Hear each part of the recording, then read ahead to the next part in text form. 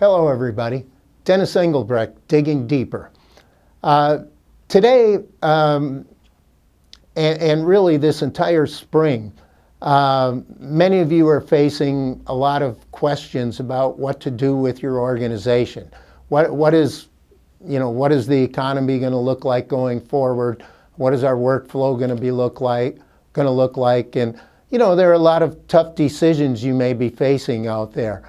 And as we do so, it struck me that whether you're thinking of possible payroll cuts or making savings in your overhead and things like that, that one thing still rings true in construction. You have to run your work profitably.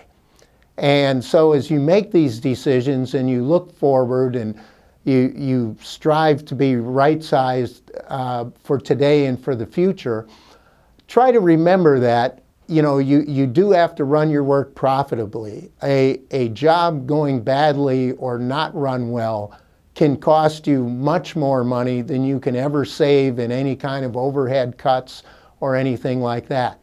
So as you make these decisions, I really want to encourage you to consider that aspect of it very strongly. Recently, we had our large company leadership retreat, and we always get a presentation on the top 10 losses from the prior year from Travelers Surety.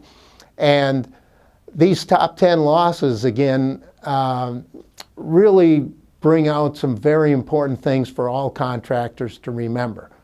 First of all, out of the 10 top failures over the last couple of years, 70 to 80% of these failures come from a single job going bad.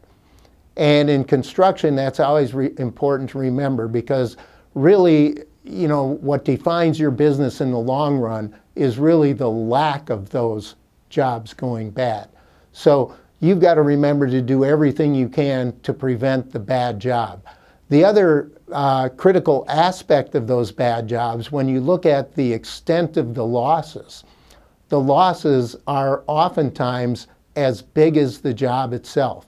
I mean, it's almost inconceivable to think that a $10 million job could lose $8 million. But not only is it possible, it actually happens. That, probably if you looked at the workflow of these top 10 failures over the last several years, the loss from these single jobs oftentimes is as much as the entire work program of the company over the course of a year. So a company doing $20 million can lose that $20 million of revenue on one single job's loss. And again, I don't want to overemphasize that, but really my point is as we approach these difficult times ahead, it's probably more important to make sure you're able to do the basics well. So, if you're cutting back on project management or job supervision or how you staff the job, or even on your oversight level in your company, don't do so to the extent that it keeps you from doing the basics well, from running your work well and running your work profitably. So those basics, if you think back, probably the three most important things you can do in your company is have a great plan for the job, including a great job turnover or job launch. Number two,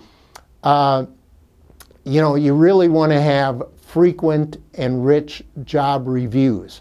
So on a monthly basis, make sure that your leadership is looking over that job, making sure you're staying on task, making sure your change orders are being approved, making sure that you're staying on your timelines and meeting those things as you go along.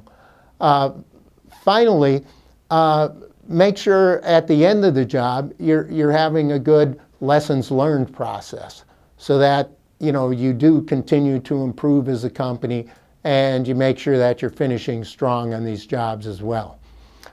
Now, think about this as well. When I talk about the job oversight piece and how management plays into that, make sure you have a good bad job mitigation plan and possibly even more important than that, a bad job avoidance plan. One of the things that may happen if we hit a recessionary environment, as it looks like we will do, is work is going to become harder to come by. And sometimes in that lust to keep our work at a certain level or keep our people employed, we take on work that we perhaps shouldn't. So I want you to have your radar up more so than even normal during this upcoming period to make sure that you don't take on jobs that you're either unfamiliar with or have too many of the typical job loss, aspects involved in it. So keep your antenna up, make sure you make good choices in terms of the work that you go after and take on.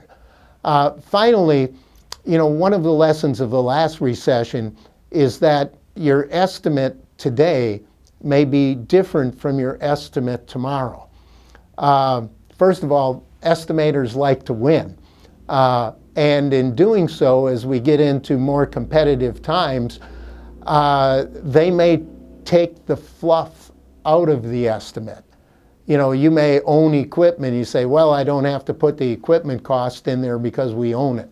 So they take that out of it. Or they say, well, we're going to have good production on this job. So they increase their production rates or take out fluff in the production rates or take out some aspect of the rate because we know that we got to get lean in order to get this job. Well, all of that may be well and good for earning the work. But what you have to remember is that's a different estimate than the estimate that you did yesterday that had the contingencies in it, that had the fluff in it, that had the higher rates in it, things like that. So when it comes to executing that job, you may have the 6% margin in it, supposedly. But if you've taken out all of your fluff and all of your contingencies, don't expect for that 6% margin to go up to 8% as you execute it, like it might have last year.